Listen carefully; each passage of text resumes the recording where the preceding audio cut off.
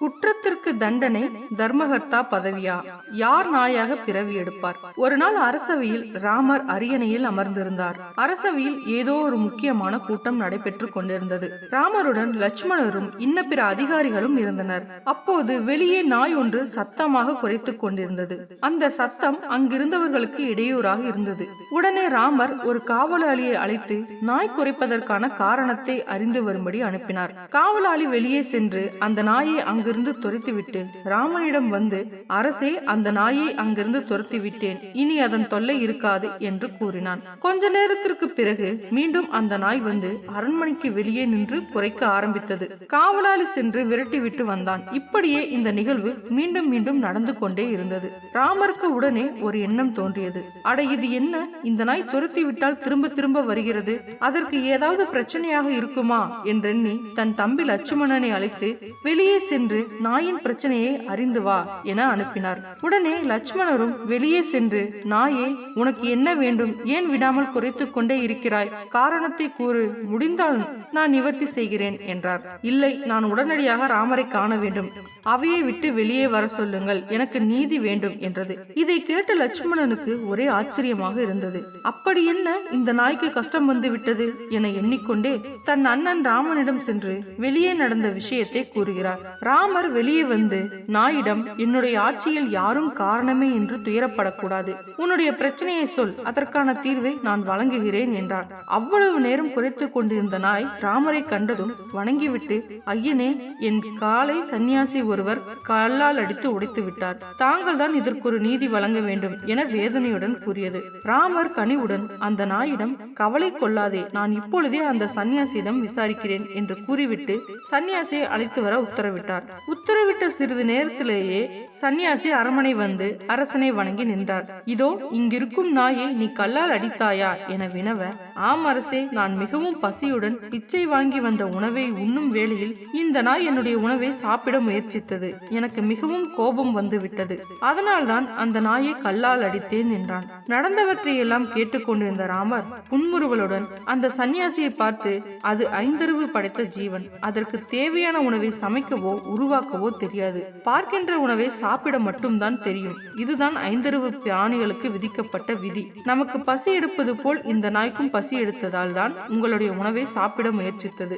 நாயுடைய விதிப்படி இது தவறில்லை. பசியோடு இருப்பவர்களுக்கு உணவளிக்க வேண்டும் என்பதுதான் ஆறறிவு மனிதனுக்கு உண்டான தர்மம். நீங்கள் அந்த தர்மத்தை மீறியது மட்டுமல்லாமல் இந்த நாயை வேறு அடித்து துன்புறுத்தி இருக்கிறீர்கள். உங்களின் செயல் நியாயத்திற்கு புறம்பானது. அதற்கு உண்டான தண்டனையை நீங்கள் அனுபவித்தே ஆக வேண்டும். ராமர் நாயின் பக்கம் திரும்பி கேட்கிறார். இந்த சன்னியாசி உனக்கு கெடுதல் செய்து விட்டார். இவரை தண்டிக்கும் பொறுப்பு நான் உன்னிடம் ஒப்படைக்கிறேன். நீ என்ன சொன்னாலும் அதை நான் நிறைவேற்றுவேன் என்றார் ராமர். சன்னியாசிக்கு நாய் கொடுத்த தண்டனையை பார்ப்பதற்கு முன்னாடி ஒரு லைக் கொடுங்கள். அதற்கு அந்த நாய் கூறுகிறது, இவரை ஒரு சிவாலயத்தில் தர்மகர்த்தா வேலையில் அமர்த்துங்கள்.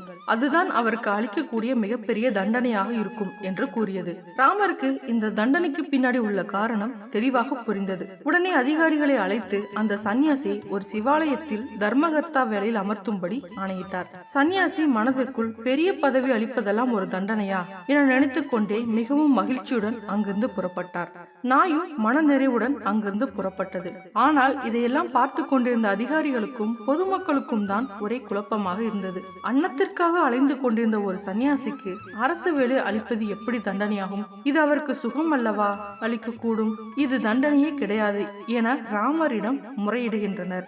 இதற்கான பதிலை நான் சொன்னால் தகாது, அந்த நாயிடமே கேட்டு விடலாம் என காவலர்களிடம் அந்த நாயை அழைத்து வரும்படி கூறினார். அந்த நாய் கூறியது, சிவாலயத்தில் வேலை என்பது முள்மேல் நடப்பது போன்றது. சிவாலயம், மடம், கிராமம் இது போன்ற இடங்களில் தவறு செய்பவர்கள், பசு, அந்தனர், அனாதை இவர்களுடைய செல்வத்தை அபகரிப்பவர்கள், வீட்டிற்கு வரும் யாசகர்களை விரட்டுபவர்கள், மற்றவர்களுடைய உணவுப் பொருட்களை அபகரிப்பவர்கள் எல்லோரும் மறுஜென்மத்தில் நிச்சயம் நாயாகத்தான் பிறவி எடுப்பார்கள். போன பிறவியில் நான் மடாதிபதியாய் இருந்து தவறு செய்ததால் தான் இந்த பிறவியில் நாயாக எடுத்திருக்கிறேன். அதனால் தான் சன்னியாசிக்கு இப்படி ஒரு பதவியை வழங்க சொன்னேன். இந்த ஜென்மத்தில் என்னுடைய பசிக்கு உணவு தராமல் தவறு செய்த சன்னியாசி சிவாலய பணியில் இருந்து நன்முறையில் பணியாற்றினால் என்னை அடித்த பாவம் தீர்ந்து நன்மை கிடைக்கும்.